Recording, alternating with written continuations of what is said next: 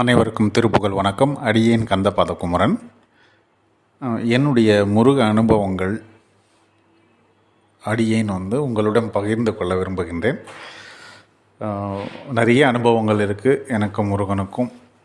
அதில் ஒரு முக்கியமான ஒரு அனுபவம், நான் தினமும் இரவு உறங்குவதற்கு முன் கண் விழித்த உடனே பழனி ஞானதண்டாயுதபாணி ஒரு பாதம் போட்டின்னு சொல்லுவேன், நினைப்பேன், அவருடைய பாதத்தை நினைப்பேன். நான் தினசரி செய்யக்கூடிய ஒரு வேலை.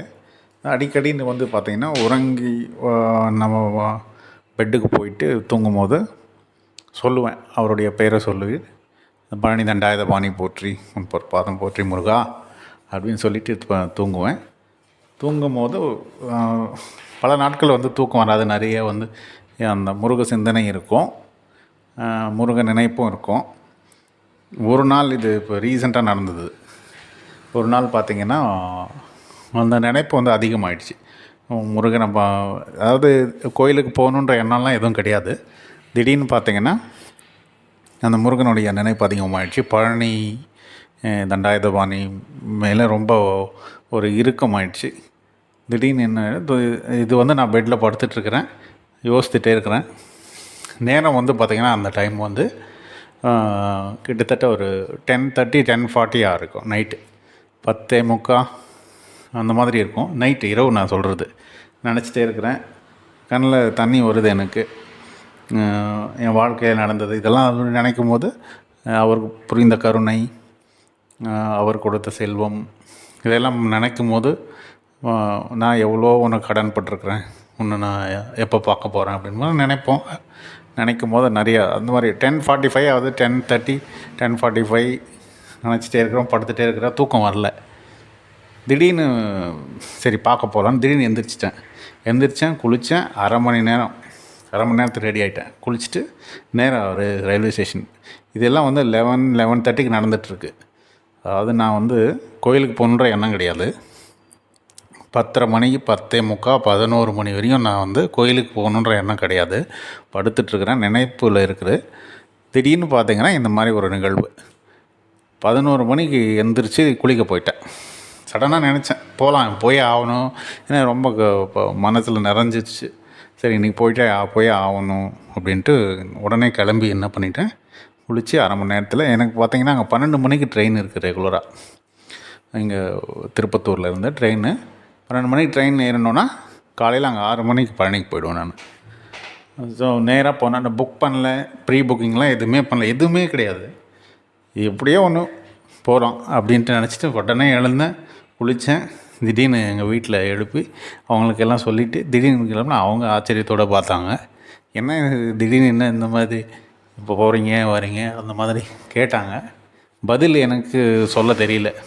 போனேன், அவ்வளோதான், போயிட்டு வரேன் அப்படின்னு சொல்லிவிட்டு நான் கிளம்பிட்டு வண்டி எடுத்துகிட்டு போயிட்டு பார்க்கிங் போட்டுட்டு நேராக போயிட்டு டிக்கெட் வாங்கிட்டு ட்ரெயின் டிக்கெட் வாங்கிட்டு போயிட்டேன்.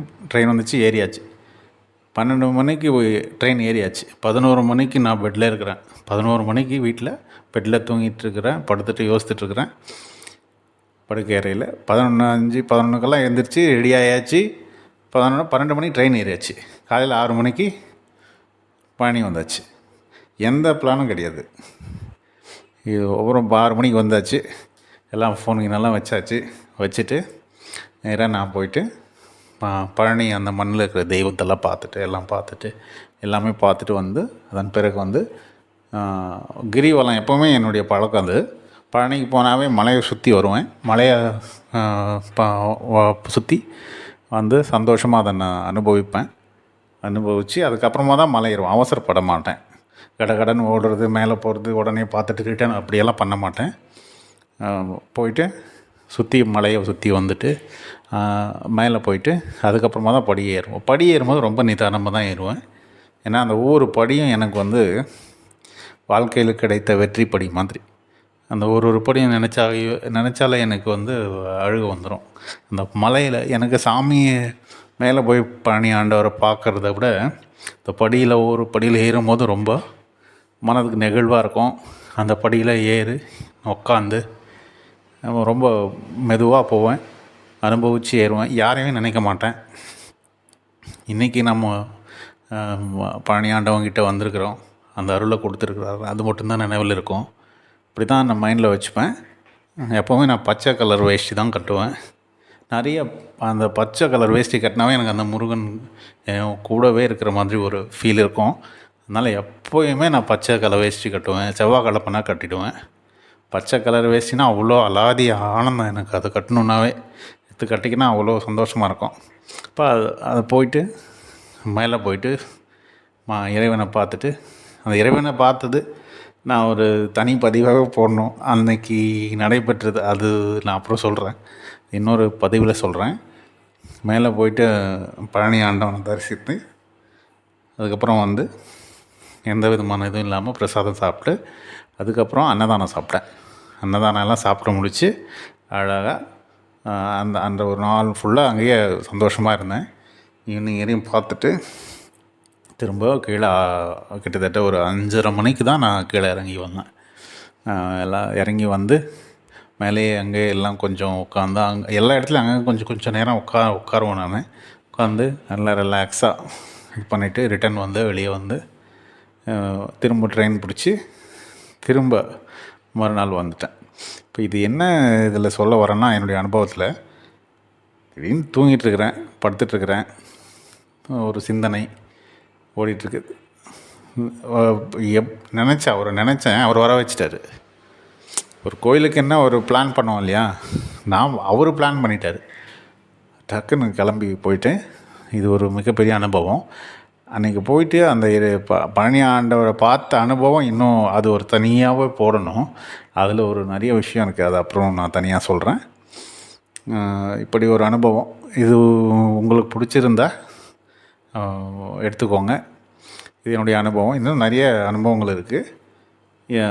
என் அனுபவத்தை உங்களோட நான் ஷேர் பண்ணிக்கணும்னு நினைக்கிறேன். எதுக்காகனா, நான் பெரிசாக நான் ஃபாலோ பண்ணேன்னா இறைவனை பழனி ஆண்டவனை இது பண்ணுறேன் எனக்கு மட்டும்தான், அப்படி இல்லை. எல்லோரும் நீங்கள் எல்லாருமே வந்து பழனி ஆண்டவனுடைய அருள் பெறணும்.